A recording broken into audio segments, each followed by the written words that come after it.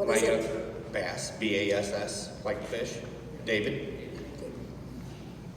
I'm not a yeller. I have no intention on yelling. I think you've heard enough from everybody, but I will finish out a list of questions that has been brought up through a group of parents. So I will just read these very clear. Listen to them, please write them down, and they will be sent to you. How will students know who has been approved to enter a bathroom not designated by biological sex?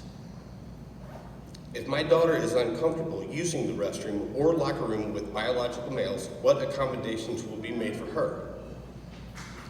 Will felony charges be applicable if any adult 18 years or older exposes him or herself to minors? How does the legal liability of segregated bathrooms outweigh the legal liability of the current bathroom policy? What purpose did the parent survey serve when the large majority of the responses were in opposition of the policy, yet the policy was still voted in? What process was used to find the second opinion legal counsel? Who is the Title IX coordinator, and are there currently any Title IX complaints being reviewed? What steps or actions would be needed by the board to demonstrate further the community's opposition to the policy? And I do have another question, personally, is why will you as a board not answer us directly as we all sit here? I think that is a very fair question. As a community, we need to know this. Why can we not converse back and forth with one another? Yes. And I think that goes on both sides of it. We all want answers. There's a large group of people sitting here.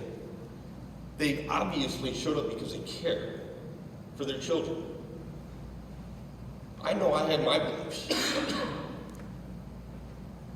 But I also care about the children on the other side as well. They're still students.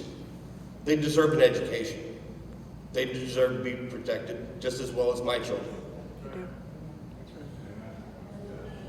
But I think it would be fair to be known. Why can we not get an answer from you guys directly right now?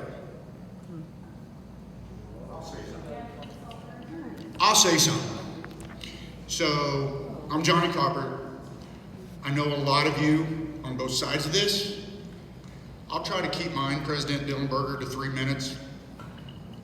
I'm emotional as hell about this, because this is destroying our community. To Nathan Mifflin, you're right, bud. I'm being ripped in fucking half because of the moral statement on this. I'm one of the 4 that voted aye. It was the hardest vote I've taken in the 10 years since I've been on this Board of Education. But And you want to know why I voted for it? You want to know? I will tell you why I voted for it. When I was elected to this Board of Education, a public school, I was elected to not only represent every single one of you, I was represented to elect every single child, regardless of gender, race, religion, or sexual orientation. We, by passing this policy, we said we're going to take the first step. It's a difficult one.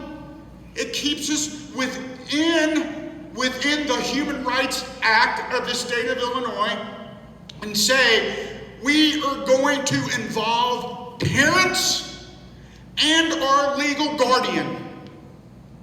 That's what we've done. This side of this room doesn't like that, I don't think, but that is what we have done. Let's get the family involved in these choices and decisions of their children. Let's have a social worker involved in these choices and decisions of children. Because at the end of the day, it's not your kids, it's not your kids, it's our kids that we have to keep safe. I applaud the petition. Tony Groves, Nathan, Nat, Zach, I love you guys. You know you guys. I give you my word right now. You come to this next board meeting, you come to this next board meeting with that petition at a majority of the community, that would mean 2,901 signatures. I did the math. And I want their signatures stating their support of not only the motion that you want, but I also need their signature to say that they will stand behind this Board of Education in a court of law. You deliver that, I'm delivering to you. Thank you. Thank you for answering back. You left out the word financially. Financial, yes. Financially backing this board Correct. and this district.